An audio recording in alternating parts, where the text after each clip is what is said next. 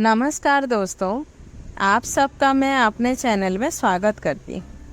आज की कहानी है अजीत कौर जी के द्वारा लिखा गया कहानी एक फालतू औरत। इसे अनुवाद किया है सुभाष नीरव जी ने। तो चलिए कहानी को हम लोग शुरू करते हैं। वह अप्रैल के शुरुआती दिनों की एक उदास शाम, थका देने वाली गर्मी और उमस से भरी हुई। हम सड़कों पर भटक रहे थे। कुछ देर हम जनपद होटल के कॉफी लाउंज में बैठे रहे थे। धीरे धीरे, बहुत ही धीरे, कॉफी के 3-3 प्याले खत्म किए थे हमने।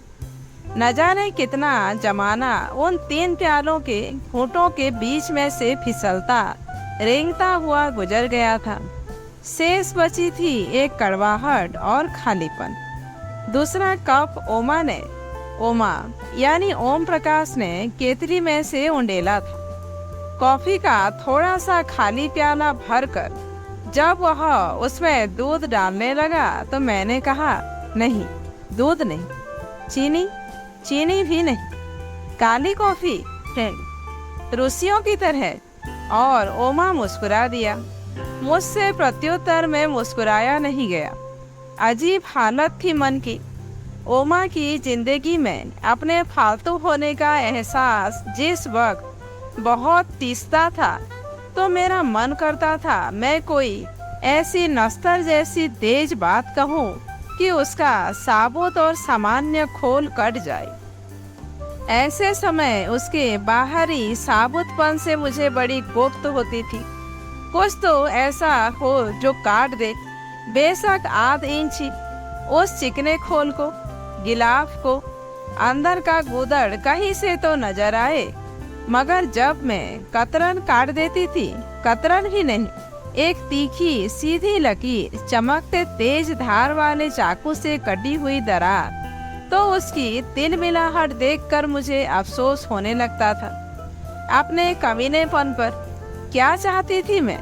शायद कोई बहुत ही मासूम चीज, जैसे एक मोहब्बत की गर्माहट से भरा घर, उसके किसी कमरे की प्राइवेसी में और अपनत्व में ओमा की छाती पर सिर रख कर बैठी हुई मैं, और किताबें, म्यूजिक और शायद कुछ और भी।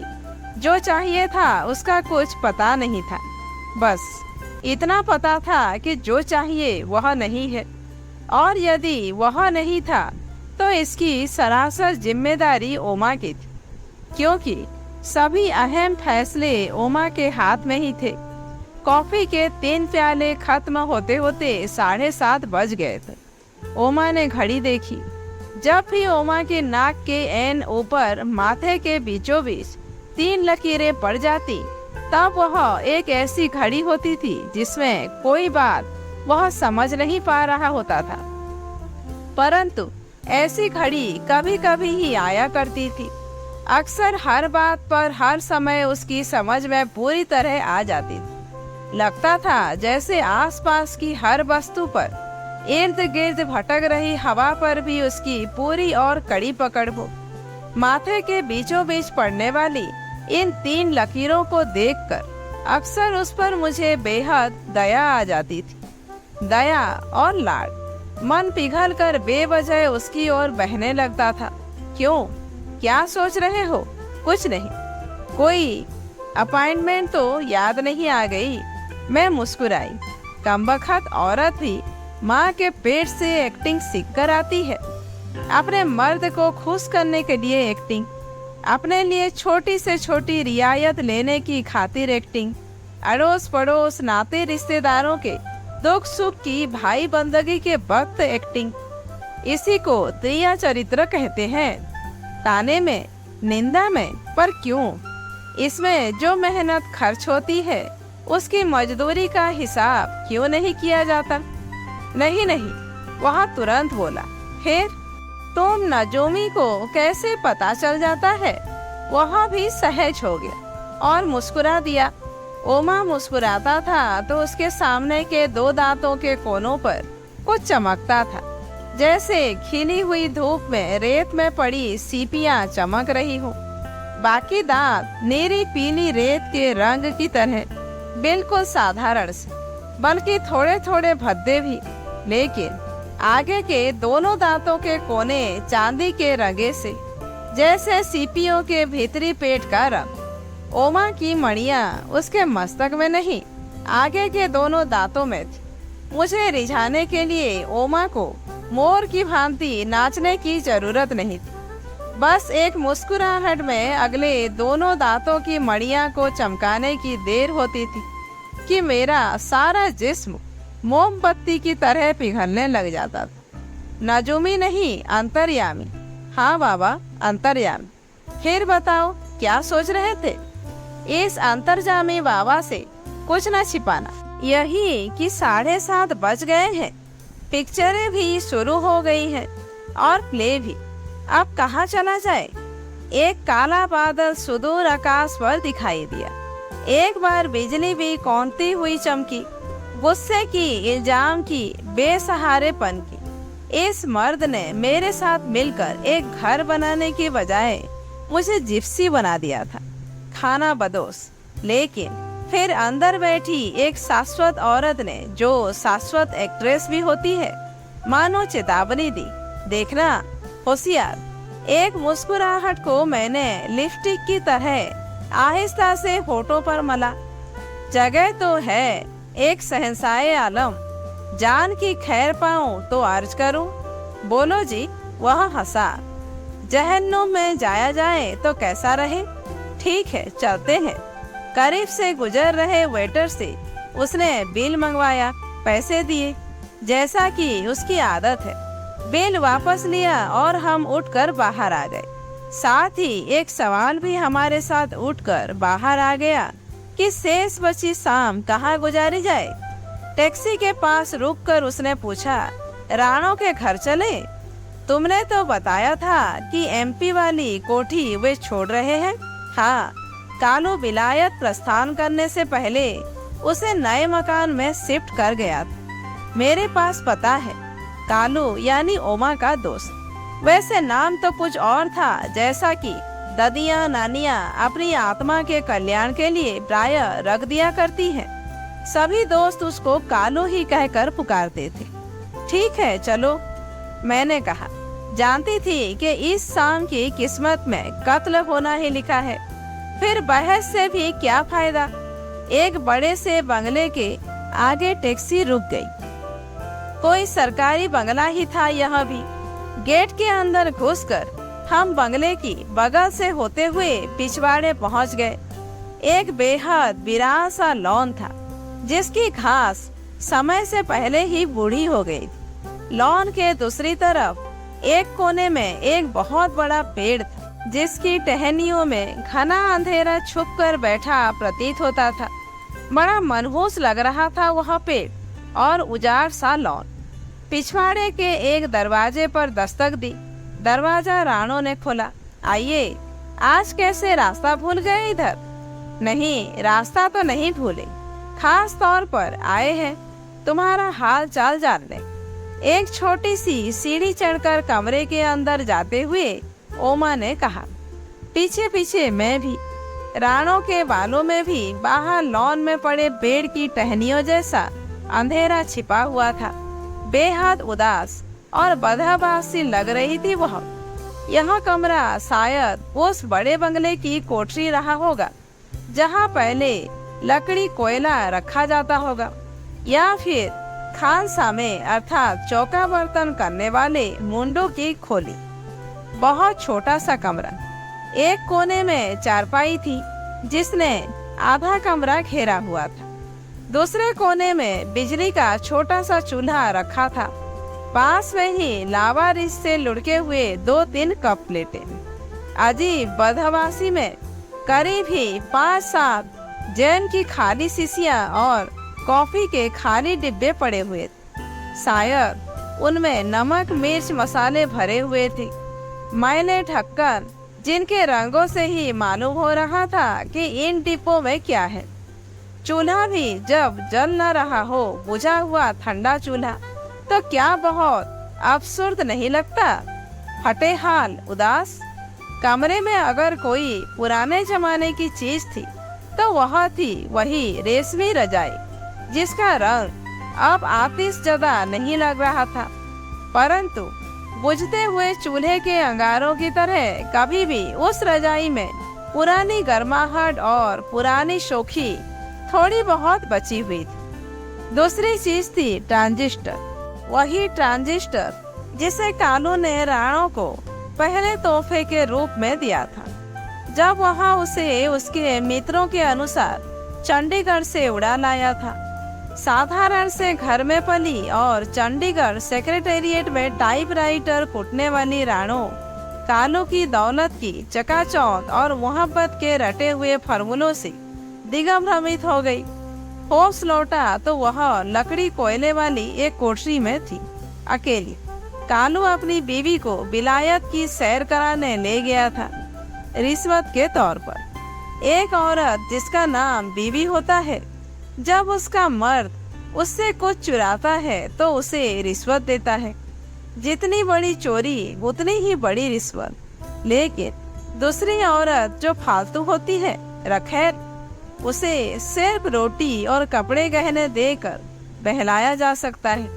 अगर फालतू औरत उस मर्द की मोहब्बत में गिरफ्तार हो जाए तो उसे खुदा भी नहीं बचा सकता। हमारे अंदर आ जाने से या तो कमरा सिकुड़ गया था या फिर उसके अंदर की हवा 3 व्यक्तियों के लिए पर्याप्त नहीं था। कुछ था जो घुटन पैदा कर रहा था, कुछ था जो सांस को भारी कर रहा था, भारी और खुरदरा। सुनाओ फिर क्या हालचाल है? ओमा चारपाई की बीचों बीच फैल कर बैठ गया, बाहों से पीछे की तरफ सहारा देकर। एक पाय पर मैं भी अपने आप को टिका लिया, पायताने की तरफ। राणो चूल्हे के पास रखी पीढ़ी पर बैठ गई। देख ही रहे हो, उसने अजीब उदासी भरा जवाब दिया। कोई चिट्ठी पत्री आई थी। कोई 10 दिन हुए। पिछले 10 दिनों का खालीपन, खत का इंतजार और मायूसी, ये सब राणो की आवाज का हिस्सा थे। राजी खुशी? हाँ, राजी खुशी। और तुम? मैं? उसने एकाएक चौंकते हुए ओमा की तरफ देखा। तुम ठीक हो? ठीक हो, वह जैसे कुएं में से बोली, रुआसी आवाज में। कुछ देर तक पूरे कमरे में खामोशी पसरी रही, ऐसी खामोशी जो स्याह रात में चीखते हुए सायरन की आवाज के बाद फिजा में लटक जाती है। और हर वक्त एक खतरा भी हवा में लटका रहता है उसके साथ। और कान अगली आवाज सुनने के लिए अंधेरे में एंटीना उठाकर खड़े रहते, शायद फटते हुए बम की आवाज सुनने की खातिर। कालू की चिट्ठी आई थी, लिखा था, प्लेटफॉर्म पर जो सामान छोड़ आया हूँ उसका ख्याल रखना। ओमा छोटी सी हंसी हंसा। अच्छा। एक बेहद गहरा अंधेरा था जो राणो की आवाज से झर रहा था, राख जैसा, भुरभुरा जैसा। मैंने ओमा की ओर देखा। ऐसा कभी कभार ही होता था कि वह हड़बड़ा कर बात का उत्तर तलाश करे। राणो एक अज्ञात सा चैलेंज, एक चुनौती सी आंखों में भरकर उसकी तरफ देख रही थी। कोई खातिर नहीं करोगी हमारी? तुम्हारे मेहमान आए हैं। ओमा ने चैलेंज को टाला और पैतरा बदला। दूध नहीं है? नहीं तो चाय। कम पिया करो ना दूध, चाय के लिए बचा कर रखा करो। नहीं, आज सवेरे लाई ही नहीं थी। क्यों? रात में गर्मी लगती है, नींद नहीं आती, बड़ी उमस होती है कमरे में। तड़के जाकर आंख लगती है, तब तक दूध का डिपो बंद हो जाता है। मैंने कमरे में चारों तरफ निगाहें दौड़ाई। 4 अंगुल जगह के गिर्द खड़ी हुई दीवारों से टकराकर मेरी नजर वापस लौट आई। कोई खिड़की नहीं थी। रोशनदान का तो वैसे ही आजकल रिवाज नहीं रहा है। पिछली दीवार में एक दरवाजा था जो स्थायी तौर पर बंद लग रहा था। शायद दूसरी तरफ से मकान मालिक ने बंद कर दिया होगा। जब राणो चंडीगढ़ से कालू के संग भागकर आई थी, तब शायद वह नहीं जानती थी कि कालू की दौलत उसे घर नहीं दे सकती थी। कोई विस्की सिस्की निकालो। विस्कियों वाले तो विलायत चले गए। यहाँ तो बस खाली बोतलें हैं। राणो ने गहरी सांस ली। अच्छा, ओमा छेपते हुए हंसा। कुछ देर चुप्पी रही। दिन भर क्या करती रही हो? सड़कें नापा करती हूँ। कौन कौन सी नाप ली? नाम याद नहीं रखती। सड़कें भी अधिक ना नापा करो। सड़कों पर चलने वाली अकेली औरतों को जानती हो? विलायत में क्या कहते हैं? क्या? Street walker. ओमा हंसा। मैंने कांप कर राणो की चेहरे की तरफ देखा। उसका चेहरा वीरान सड़क सा सपाट था, जैसे बात उसकी समझ में न आई। अच्छा, कहते होंगे। वह शायद कुछ और ही सोच रही थी। मैंने ओमा की तरफ देखा। एक अजीब सा एहसास हुआ कि यह आदमी खूंखार होने की हद तक जालिम हो सकता है, क्रूएल। कायदे से तो उस समय मुझे ओमा से भिड़ जाना चाहिए था, राणो की हिमायत में, क्योंकि वह भी मेरे कबीले की ही औरत थी। फालतू औरतों के कबीले की। और फालतू औरतें लड़ा नहीं करती। लड़ने का अधिकार केवल बीवियों के पास होता है।